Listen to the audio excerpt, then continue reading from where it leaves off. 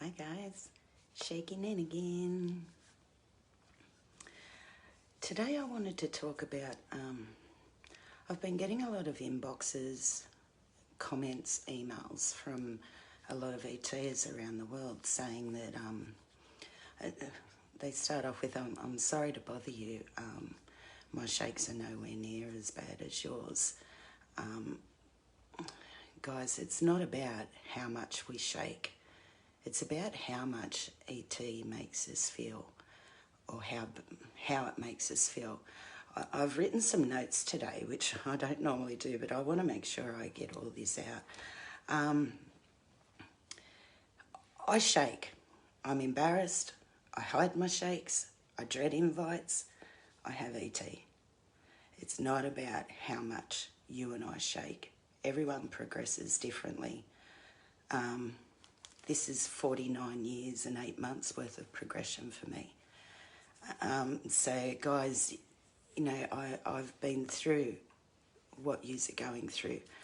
Please don't feel that it's about you don't shake as much as me.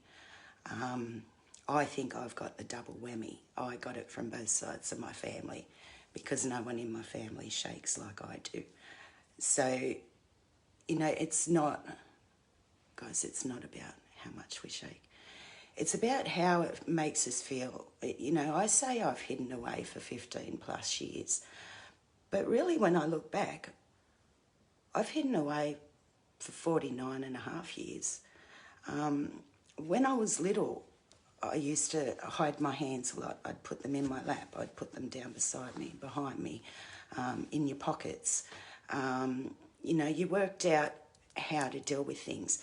You made sure you were last in line if you were in a line of kids to do something, so that the kids behind you that were looking over your shoulders to see what you were doing weren't watching me shake. You learnt to... I was always last to finish eating. My mum always said, "Oh, Nick, you were so slow to eat." It was because I was trying to work out how to eat, Mum. And Mum, you gave us peas nearly every night. I hated peas since I was 3 years old because I couldn't keep them on my fork. Every night I'd sit down for dinner and it'd be peas again. So trying to work out, I liked it when I was last to eat at the table and everyone else left, because then I could eat and spill them everywhere and pick them all up and not be so embarrassed. So stop picking on me for being last to eat all the time, Mum.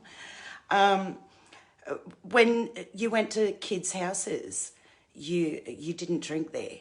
If I needed a drink, I would hold off till I need to go to the toilet, and I would have a drink out of the bathroom tap. You know, little things like that was your way of hiding your shakes from everyone around you. When I was a teenager, my school books, I just wanted them to be beautiful. I wanted my writing to be beautiful. Every day your writing was different. I would, you know, you'd get points for bookmarks at half yearly and at the end of the year. I would take my books home. I would rip the pages out. I would rewrite nearly every night. Then I'd get low bookmarks because instead of handing one 200-page book in, I'd hand 3 50-page books in. So my marks were low anyway for bookmark. You know, you didn't want to get picked for anything in high school. Musicals, I love to sing. I love musicals. My teacher was the musical, and my English teacher was the musical teachers. And he used to say to me, "Nicole, we want you up there this year. We want you in a lead." Every audition I would laugh. I would, in between trying to sing a song, you know, I would be so nervous. I would have the whole tremor going. If you had to hold the microphone, you would just, "No, I can't do this," and walk off.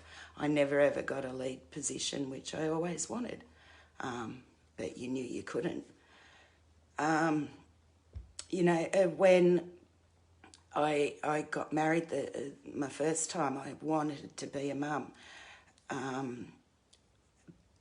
Because when I left school, I started working at a bank. It was okay, but then serving customers dealing with the money all the time, it was hard. It was really tough. So I gave that up. I went to another bank where I was in the back office doing the paperwork.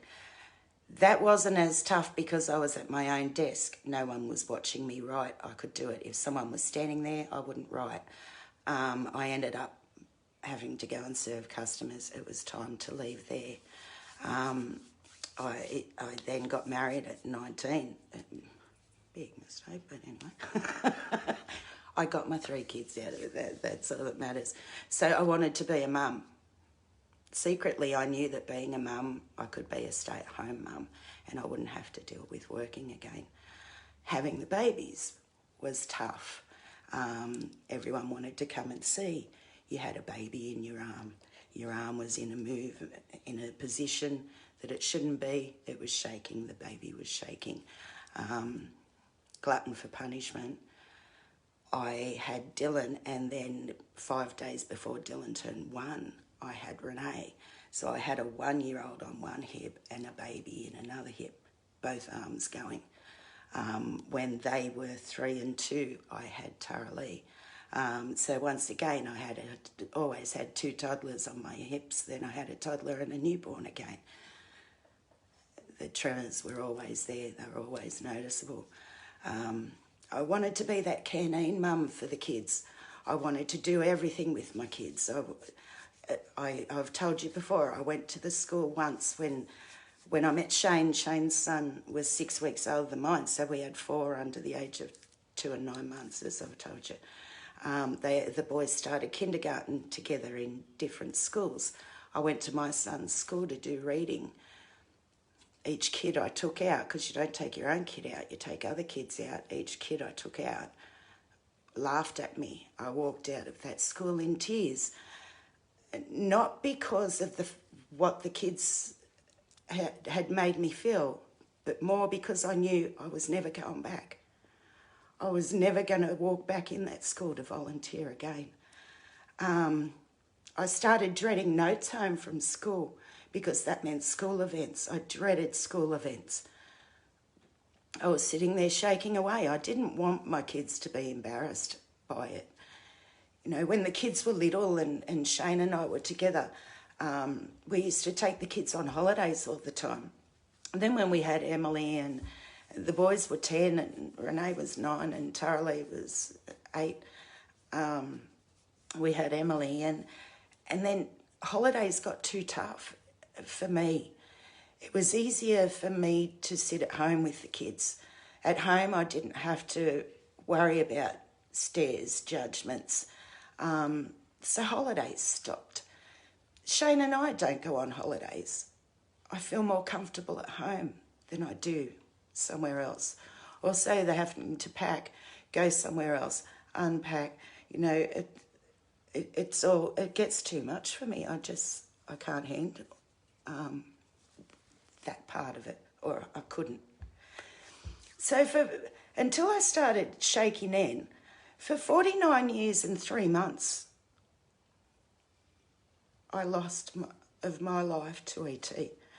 And, you know, if only I'd wanted to look it up earlier. I only started looking up ET on Facebook this time last year.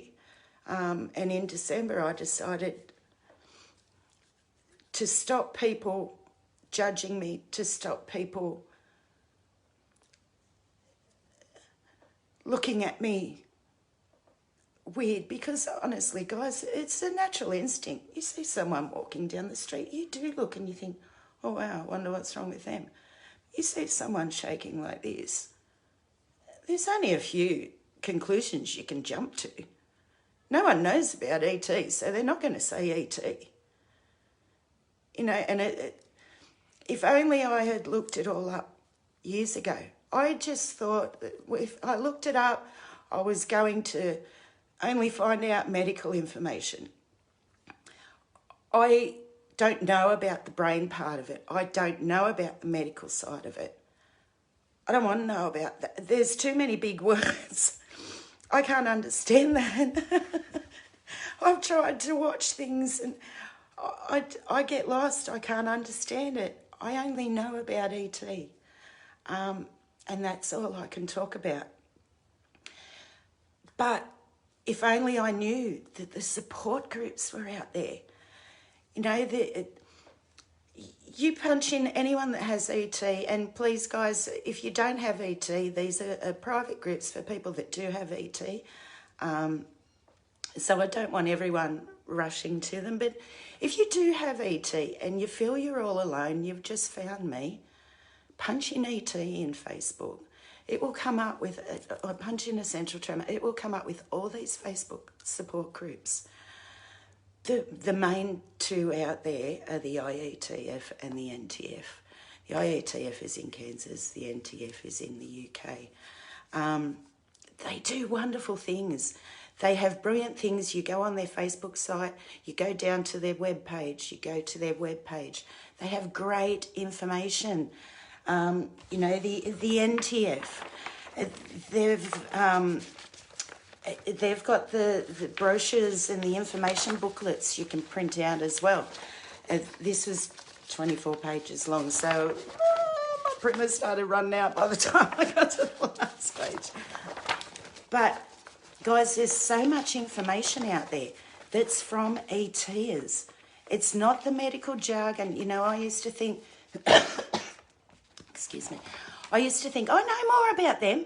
I'm not going to look that up. It'll be out of textbooks and, you know, what do they know? I live with it. I know what it's about.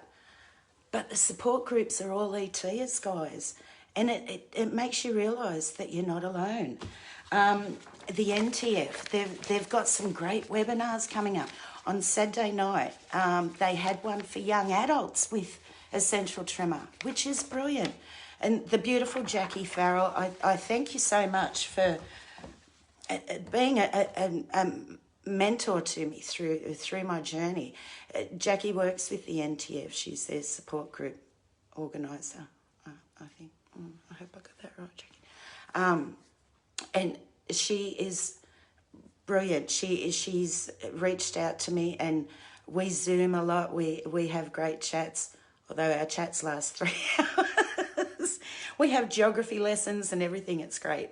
But she has been great. And, you know, the things they are doing is helping so many people realise they're not alone, just like this, like I'm doing. So please, guys, 49 years and 3 months until I started Shakey Nan and putting it out there. The confidence I have got since I started these is just incredible.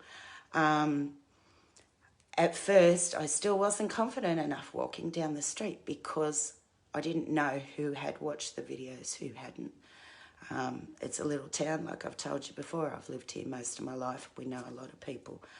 They all don't know my story. So then when I made up my business cards, hi, I'm Shakey Nan, let me teach you about ET.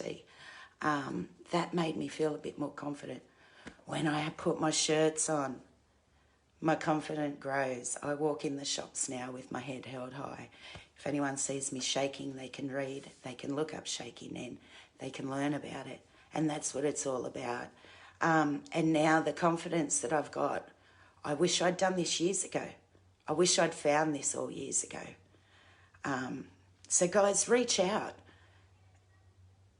Find that support group. Have a look on their websites. They can point you to support groups in your area. There is nothing like talking to someone else that has it. And there's nothing like knowing you're not alone in this.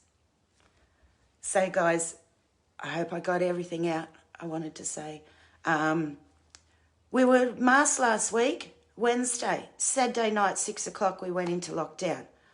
We haven't been in lockdown since, I'm going to have to work out the dates from last year, April, May, June, I think it was. We've had sort of some restrictions every now and then, but we were up to having, full gatherings at your house and things, and now we're in lockdown. We've got that Delta strain in New South Wales at the moment, and I don't know how, we live in the country, deliveries and that, we get charged extra because we live outside of Sydney, but we're classed in Greater Sydney somehow for this COVID lockdown. So 2 weeks lockdown. I'm praying it ends soon. The wedding's 4 months away. Oh, don't let me start stressing over that. All right, guys. Have a great shaky week. It's Tuesday today. I just had to think, God, what day of the week is it? I love you all. I'll see you on Friday. Take care. Stay safe. If you're in lockdown still, I'm with you now. Let's get into those diamond paintings. That'll give us something to do. Love you all, guys. Stay safe. You're not going to feel confident until you are, to put it out there. But you've got to do it in your own time. Love you all. Bye, guys.